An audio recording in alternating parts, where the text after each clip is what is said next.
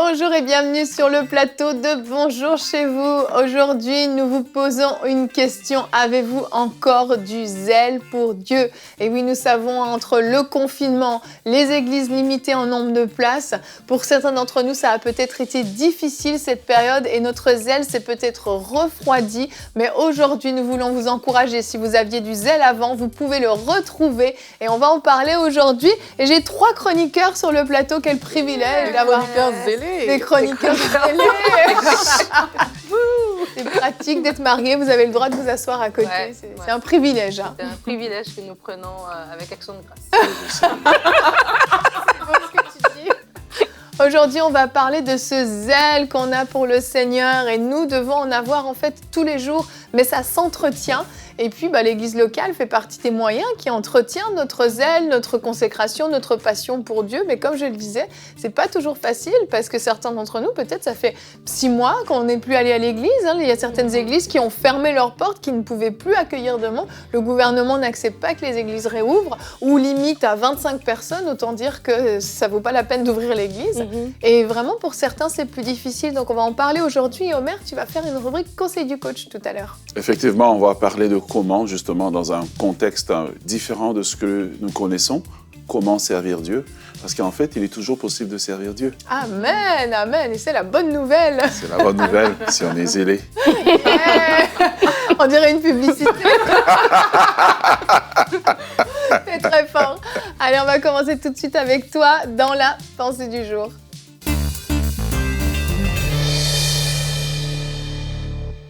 Aujourd'hui, on va parler du zèle, comme on vous l'a dit au début de cette émission. Vous savez, cette attitude qu'on a envers Dieu qui nous pousse à désirer sa présence et qui pousse à le servir. Et comme Yveline l'a dit, oui, depuis le début de la crise, il y a beaucoup de personnes comme ça qui se sont retrouvées du jour au lendemain sans église locale. Et au début, peut-être ça semblait être quelque chose de bien. On a continué à faire certaines choses par rapport à l'église, mais on peut avoir remarqué qu'au fil du temps, vraiment, le zèle a diminué. Alors, comment reconnaître que votre zèle a diminué pendant cette période? Je sais qu'au début, avec toutes les églises qui étaient en ligne, plusieurs personnes ont commencé à regarder les directs de leurs églises, mais après quelques semaines, on a commencé à regarder le direct un peu plus tard, pas à l'heure du culte, et après, on ne le regarde même plus. Donc, si c'est votre cas, c'est peut-être un des signes qu'il y a une petite baisse à ce niveau-là. Il y a aussi des personnes qui étaient engagées vraiment dans le service pour Dieu, et puis là, du jour au lendemain, comme ça, tout est fini. Et beaucoup de personnes aussi, des témoignages qu'on a eus, des personnes sont retournées à leur ancien péché, à ce qu'ils avaient vomi tout simplement. Et à cela, on peut reconnaître aussi des signes que le zèle s'est effrité. Alors, si vous êtes quelqu'un qui a été frappé par ces symptômes, la Bible nous dit vraiment qu'avec ayant du zèle et non de la paresse, voilà, c'est ça dans Romains 12, la Bible nous encourage à servir le Seigneur. Et pour beaucoup qui ont arrêté de servir, c'est parce qu'ils ont associé leur service directement à l'église locale. Mais il y a moyen, il y a possibilité de servir le Seigneur au-delà, en fait, des portes de l'église. Il y a tellement de choses qu'on peut faire par rapport au service pour Dieu. Alors, une des choses que je veux partager avec vous aujourd'hui, c'est que moi, personnellement, alors que je préparais cette pensée, je disais au Saint-Esprit, Seigneur, parle en fait, dis ce que tu veux dire aux personnes par rapport à leur zèle. Et j'ai vraiment reçu qu'il faut prier le Seigneur pour dire, Seigneur, dans la circonstance actuelle, comment veux-tu que je te serve?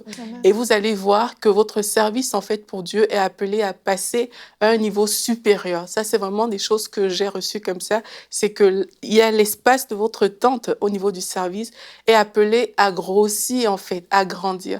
Et alors que vous prenez ce temps dans la prière, le Seigneur va vous révéler vraiment des choses que vous ne connaissez peut-être pas par rapport au service. Il y a des personnes peut-être que vous êtes appelés à appeler pour leur parler du Seigneur. Il y a une nouvelle façon d'évangéliser qui doit être mise en place dans votre vie, par exemple. Je suis sûre qu'il y a tellement de choses qu'on peut faire dans ces temps, mais vraiment des choses guidées et inspirées par le Saint-Esprit.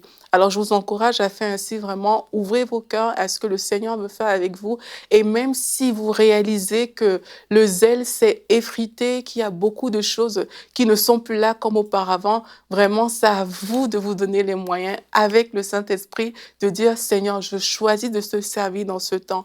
Je choisis de te servir durant cette période. Peu importe, mon église locale peut être fermée, mais mes frères sont toujours là. Je peux servir avec eux. Il y a toujours des gens à gagner. Il y a toujours des portes à ouvrir. Et alors que vous faites ça, je suis convaincue que votre zèle sera ranimé, cette flamme qui brûle au-dedans de vous, et vous pourrez servir le Seigneur avec joie. Amen. Merci Aurélie. Amen, Gloire à amen. Dieu. Amen. Super pensée, Aurélie. Oui, je Vraiment. confirme. J'applaudis. Gloire à Dieu. Super encourageant. Ah, il Le me couple capable. En fait, tu as un public en fait de toi.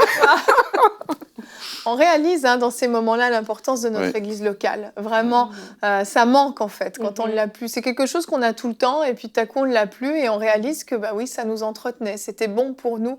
Et là, il faut trouver des moyens différents de le faire. Et tu en as parlé Aurélie, il faut aussi être imaginatif parce qu'en fait, le service ne se fait pas que dans le cadre de l'église, que dans l'église locale, dans le bâtiment, mais Dieu a besoin de nous à l'extérieur aussi. Et je pense même qu'il y a des frères et sœurs d'église qui peuvent effectivement s'appeler, prier ensemble, même à travers Zoom ou d'autres Skype ou autres instruments de conférence à distance comme on peut utiliser, qui peuvent même passer des temps d'adoration ensemble, qui peuvent se lancer même des challenges d'évangélisation, etc. À telle heure, on va aller évangéliser dans la rue, etc. Il y a moyen de se regrouper des fois par petits groupes. Il y a des choses qui peuvent être faites parce que l'église locale, on le sait, c'est pas juste un bâtiment. On appelle le bâtiment l'église, mais en réalité, c'est nous, enfants de Dieu, qui faisons l'église. Mais le problème, c'est si justement on laisse un petit peu la paresse finalement s'installer parce que c'était confortable, tout le monde est confiné chez soi. Le dimanche, je vais regarder le culte en ligne, comme tu dis, peut-être en pyjama, en train de tartiner mes tartines avec ma confiture préférée et je mange en écoutant pas. Enfin, amen, oh tiens, j'ai envie d'aller faire ça. Ah tiens, je vais... Et hop, et petit à petit, finalement, on regarde le live pour regarder le live ou carrément, on laisse tomber. Et en plus, là, on voit que les pays recommencent à reconfiner, que ça se redurcit, etc. Et en fait, petit à petit, le feu s'éteint, le zèle s'éteint. On va regarder notre verset du jour, 1 Corinthiens 15 au verset 58. « Ainsi, mes frères et sœurs bien-aimés », c'est à nous que ça s'adresse, « soyez fermes, inébranlables, travaillez de mieux en mieux à l'œuvre du Seigneur, pendant le Covid ou pas, sachant que votre travail n'est pas sans résultat dans le Seigneur. » Alléluia, même en plein confinement, notre travail n'est pas sans résultat dans le Seigneur. Et vraiment, moi je me dis, en fait, on doit s'inspirer justement de ces chrétiens-là, de ces premiers chrétiens, de comment ils avaient ce zèle, cette ferveur. Et des fois, il faut s'asseoir et se dire, oui, c'est vrai, peut-être que on a grandi, on est venu au Seigneur, on est dans une église locale, il y avait une structure qui était là et vraiment, peut-être inconsciemment, on a vraiment associé le service à la structure.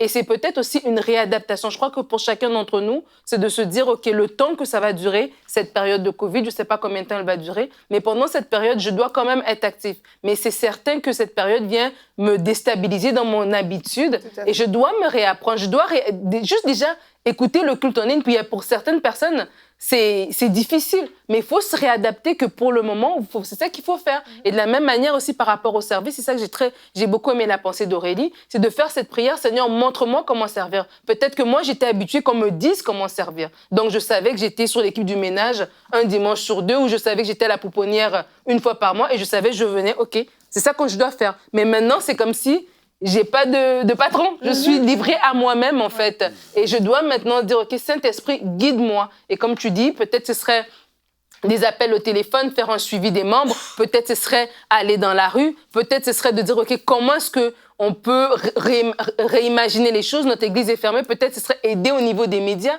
J'ai de la facilité avec Internet ou avec les applications. Qu'est-ce que je peux faire? Mais bref, il faut se poser la question et il faut savoir qu'on doit rester inébranlable, ferme et qu'il y ait un résultat à tout ça. Donc, ce temps ici n'est pas un temps perdu où on attend que l'église réouvre. Quand j'ai l'église, le bâtiment réouvre pour se mettre en application. Non, c'est un temps actif en fait. Et plus on sera actif, même spirituellement en tant qu'Église, plus qu'on va prier, plus qu'on va repousser aussi les ténèbres. Oui. C'est une autre façon de servir aussi, avec pas juste nos membres physiques, mais vraiment avec nos prières. C'est un sacrifice qui est agréable au Seigneur. Amen. Donc vraiment, ayons du zèle pour le Seigneur. J'ai une idée en t'écoutant, excusez-moi, je vous donne la parole tout de suite, mais je veux rebondir sur ce que tu dis. Tu parles de ceux qui font le ménage dans l'Église. Eh bien, pourquoi pas aller aider des personnes âgées que vous connaissez qui ont besoin d'aide pour le ménage. Tu parles de ceux qui servent à la pouponnière. Pourquoi pas aller garder les enfants de certains frères, certaines sœurs, même vos voisins, pour leur donner une petite soirée en amoureux.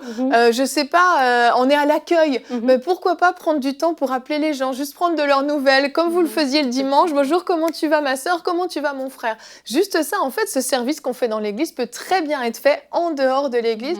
Pratiquement chaque département, en fait, peut se reproduire à l'extérieur. Voilà, je voulais juste le dire parce que je pense que ça peut donner des idées à certains. Même, avant de te donner la parole, pasteur, même renforcer, en fait, les équipes qui sont en place. Par exemple, on sait que dans ce temps, les équipes médias servent beaucoup, en fait.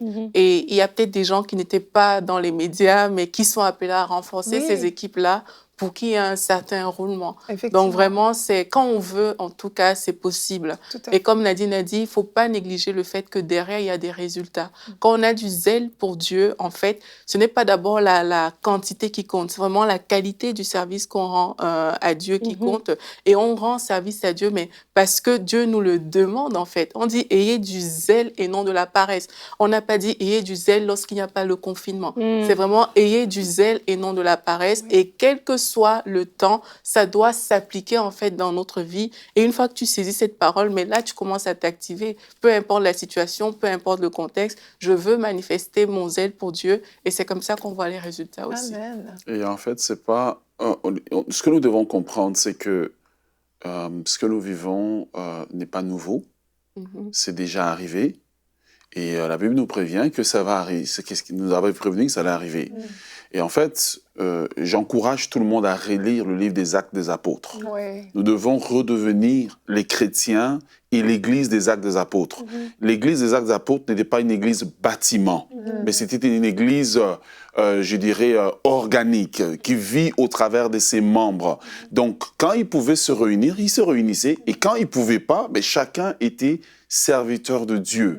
Et pendant ce temps ici, je n'arrête pas de dire aux gens, l'église ne fermera jamais. Amen. Les bâtiments peuvent fermer, mais l'église ne fermera jamais parce que Jésus a dit que je bâtirai mon église. Les portes du séjour de mort ne prévaudront point contre elle. Donc, ça veut dire que l'église ne peut jamais fermer. Donc, tant que l'église ne ferme pas, vous avez le devoir et l'opportunité de servir le Seigneur. L'église n'est pas son bâtiment, elle vit au-delà de son bâtiment. Son bâtiment est un point de rassemblement, mais le point de rassemblement ne doit pas devenir l'église. Ça, c'est très important qu'on puisse le comprendre. Alors, moi, j'invite toutes les personnes, avec toutes les idées qu'Evelyne a données et d'autres que le Saint-Esprit va vous donner, levez-vous et servez. C'est la partie où vous prouvez que toutes les années où vous vous êtes assis dans les bancs à l'église à écouter des enseignements, c'est la saison de la mise en pratique. Amen. C'est clair. Ça donne plein d'idées, je trouve. C'est génial. Et puis aussi, j'ai envie de dire aux gens que ça va changer peut-être la forme de ce à quoi ils ont été habitués, mais il faut être prêt à vivre ce changement. Parce qu'au final, on le fait avec le Saint-Esprit. C'est pas nous qui sommes là comme, oui, je suis super zélé, je veux faire un service. C'est que l'Esprit de Dieu en toi te pousse à faire les choses, en fait. Donc, si la forme change, c'est pas grave, parce que derrière, il y a le Saint-Esprit qui t'appuie. Donc, que les gens n'aient pas peur de découvrir vraiment de nouvelles choses, même d'entrer dans les choses qu'elles n'ont jamais touchées, jamais explorées, que les personnes n'aient pas peur de ça, parce que derrière, de toute façon, quand tu fais, c'est comme quand tu vas évangéliser, tu peux n'avoir aucun mot, mais le Saint-Esprit remplit ta bouche. C'est la même chose. Quand tu décides de servir Dieu comme ça, avec zèle, mais c'est lui qui te remplit, en fait, et il fait la différence. Exact. Amen, amen. Et je rajoutais un dernier mot. C'est du temps que tu prends sur ton conseil du Il n'y a pas de problème. J'aimerais dire à quelqu'un aujourd'hui que Dieu a besoin de toi, que le royaume de Dieu a besoin de toi. Et peut-être que tu te regardes comme étant sans importance. Peut-être que tu te regardes en disant, ben moi, j'étais juste dans un petit service à l'Église. Ben, dans cette saison ici, Dieu veut te remplir et Dieu veut vraiment t'utiliser. Alors ne néglige pas qui tu es, c'est le temps de te lever. Amen. Recevez, je crois que Omer s'adressait à quelqu'un, donc recevez à la maison. Et Omer va continuer de nous parler puisque on enchaîne avec la rubrique Conseil du coach.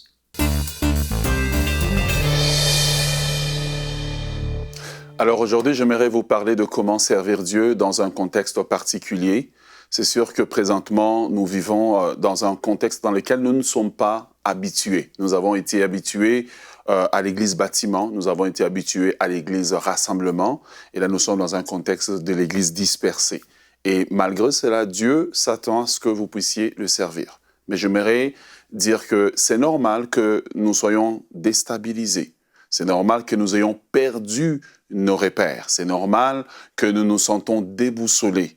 Mais il y a une chose que j'aimerais vous rassurer, c'est que Dieu est assis sur son trône.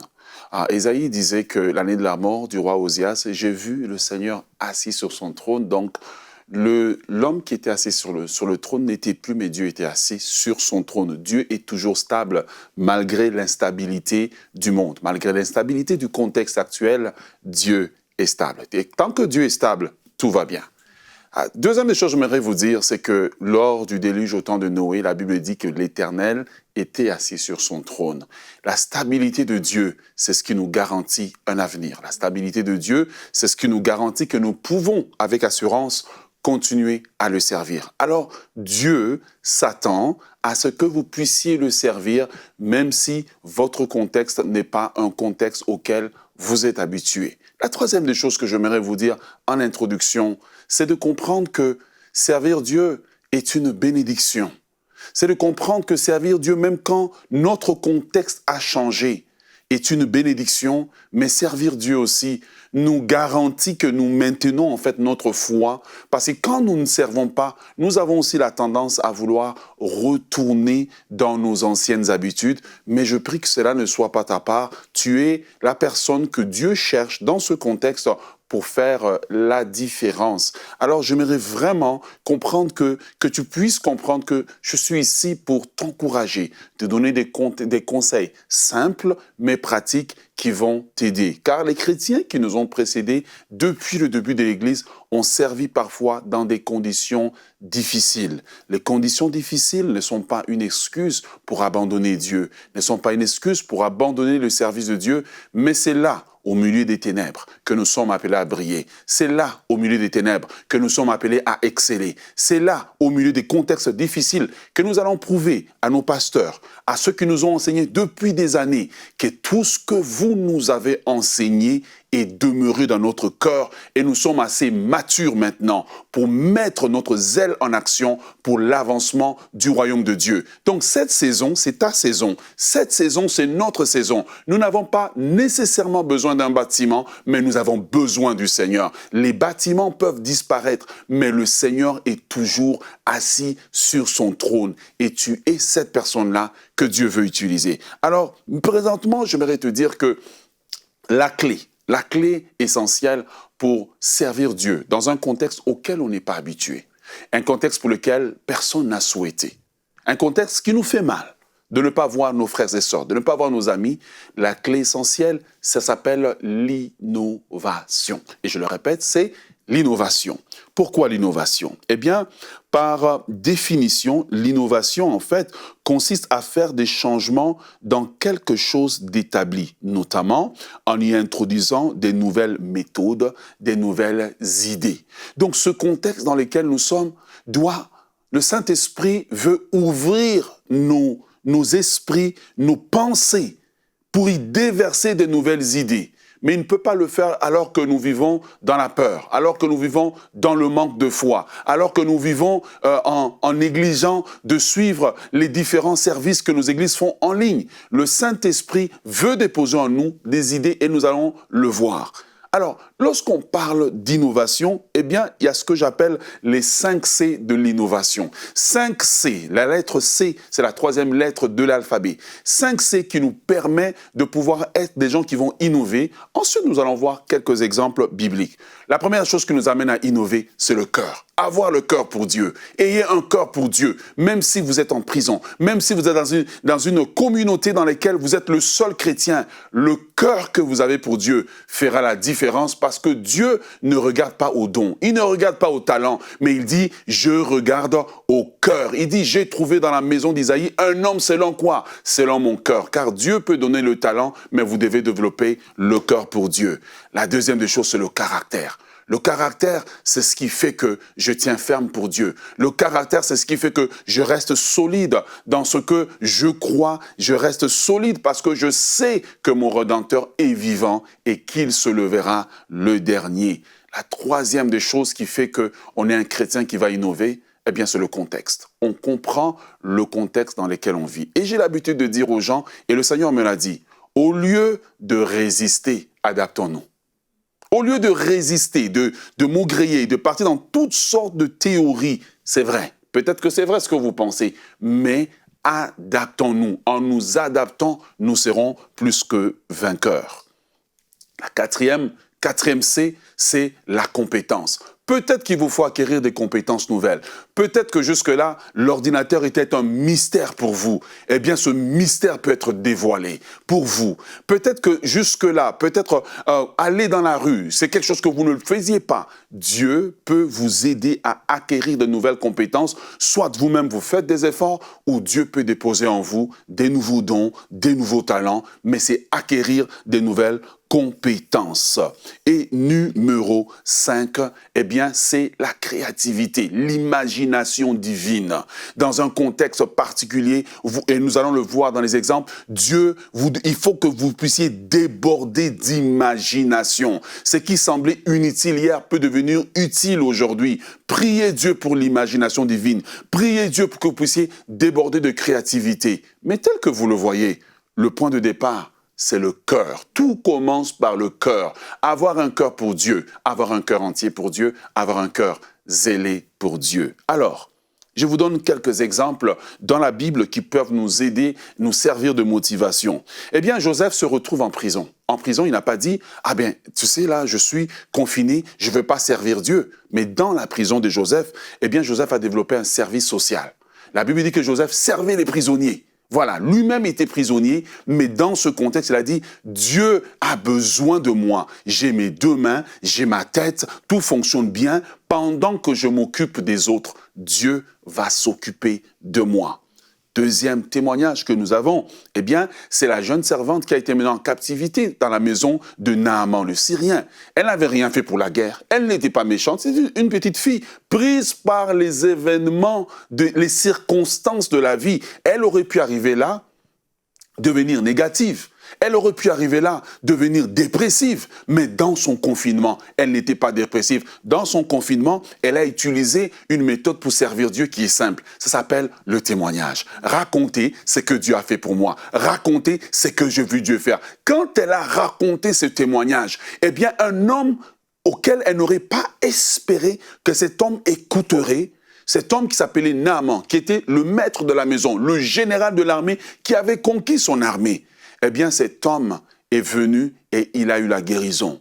Dans ce contexte de pandémie dans lequel nous sommes, il y a plein de gens qui sont des athées, il y a plein de gens qui se sont détournés de Dieu, il y a plein de gens qu'on penserait qu'ils n'écouteraient pas. Peut-être la prédication, mais personne ne peut nier le témoignage, car le témoignage, c'est de raconter ce que Jésus a fait pour moi. Et Jésus dira au démoniaque de Guédara, après l'avoir délivré, il dit « Va et raconte ce que Dieu a fait pour toi. » Dieu a fait pour nous tant de choses dont nous pouvons raconter à nos voisins, aux gens que nous racontons que Dieu est bon malgré le contexte difficile. Eh bien, exemple numéro 3, c'est l'exemple de David avec la fronde. Eh bien, David nous apprend que nous devons servir Dieu avec ce que nous avons. Car nous avons tous, à un moment donné, une fronde que nous pouvons nous servir. La fronde, c'est peut-être l'ordinateur que vous avez. La fronde, c'est peut-être la capacité d'avoir beaucoup de vocabulaire quand vous parlez. Laissez Dieu se servir de vous. Dieu ne vous a pas donné ces choses-là, comme peut-être les gens l'appellent un défaut. C'est que les hommes appellent un défaut. Lorsque Dieu le prend, ça devient un talent. Alors laissez Dieu se servir de vous. David a servi Dieu avec ce qu'il avait. Apprenez à servir Dieu avec tout ce que vous avez et dites à Dieu, mes mains sont à ta disposition, mes yeux, mes pieds, mes mains, Seigneur, c'est à ta disposition. Quand vous le faites comme ça, Dieu saura comment le prendre et s'en servir. Exemple numéro 3, eh bien, c'est un exemple particulier et que j'aime beaucoup. Ce sont les chrétiens du temps des Actes des Apôtres. Ils avaient été dispersés par la persécution. Eh bien, on aurait espéré que ces chrétiens dispersés par la persécution seraient des chrétiens, peut-être qu'ils vont dire, ils vont être dépressifs, ils vont être découragés parce qu'ils ont vu leurs frères mourir dans la persécution. Car la persécution est une des choses peut-être qui peut aussi arriver et peut-être que vous servez dans ce contexte-là. La Bible dit que alors qu'ils étaient en train de s'éloigner, l'enseignement qu'ils avaient reçu de la part des apôtres, ils ont commencé à l'emmener à d'autres. Ils ont commencé à témoigner. Et la Bible cite 2 contextes de persécution dans lequel, dans le deuxième, certains chrétiens ont innové. Ils ont dit, mais ce message est tellement bon, on peut l'emmener même à des non-juifs. Ils ont innové, excusez l'expression, en créant un marché nouveau. Il y a des personnes que vous pouvez atteindre, des informaticiens, des médecins, des avocats, des politiciens, que vous pouvez atteindre si simplement vous apprenez à sortir et à aller emmener le message de Jésus. Jésus nous a dit d'emmener son message, pas de convaincre les gens, c'est à lui de convaincre les gens. Mais nous annonçons le message, le Saint-Esprit convainc de péché, de justice et de jugement. Mais pour cela, Dieu a besoin d'une bouche et il a besoin de ta bouche aujourd'hui. Alors finalement, je termine avec Samson. Samson qui se retrouve à un moment donné désavantagé parce qu'il a plusieurs Philistins qui sont prêts à en finir avec lui. La Bible dit qu'il a servi Dieu, eh bien, avec les moyens de bord. Ce qu'il a trouvé dans son environnement, c'était la mâchoire d'âne. Savez-vous que votre capacité de coudre peut être un instrument de Dieu? Vous pouvez coudre des vêtements des gens. Vous pouvez développer différentes choses, prendre juste peut-être même quelques enfants du voisinage, aller jouer au basketball avec eux. Pendant que vous le faites, l'Esprit de Dieu peut descendre sans que vous n'ayez dit « Alléluia, Amen ». Le Saint-Esprit agit car la gloire est tangible. Et je termine en disant aujourd'hui que ce temps ici que nous vivons, c'est le temps du surnaturel de Dieu. Pour que le surnaturel opère, Dieu a besoin de toi. Amen. Amen. Merci Omer. Viens, retrouve-nous à la table de la grande discussion. Merci beaucoup, c'était génial. Tu nous as donné plein de super bons conseils. Tu es vraiment un coach. Vraiment. C'était hyper pratico-pratique. Et à la maison, vous savez maintenant comment faire pour réactiver votre zèle et je crois vraiment que pour certains, cette émission tombe à pic et vous aviez remarqué que vous étiez en train de vous refroidir, en train de vous laisser aller et vous ne saviez pas comment faire. Les conseils qui ont été donnés dans le conseil du coach, dans la pensée du jour, la discussion, je crois que ça vous a fait du bien, que ça vous a relevé et maintenant, c'est le moment de mettre en pratique. Vous avez aimé l'émission, vous avez été édifié, vous avez pris des notes, mettez en pratique, sinon ça ne servira à rien et ça ne changera rien. Et soyez fortifiés dans cette période difficile. Nous espérons et nous prions vraiment de tout cœur que cette pandémie cesse et que les églises puissent réouvrir, qu'on puisse retrouver notre vie un peu plus normale. Mais en attendant, ne nous mettons pas à la retraite, au repos, mais continuons à servir le Seigneur avec tout notre zèle. On se retrouve demain. Notre thème sera « Saisissons l'importance de la mission » et nous aurons 2 personnes qui seront là que vous serez très contents de revoir, qui vont venir participer à cette émission. Je n'en dis pas plus, c'est une surprise, mais vous allez être très contents de les revoir. Donc ne manquez surtout pas l'émission de demain. Allez, bonjour chez vous.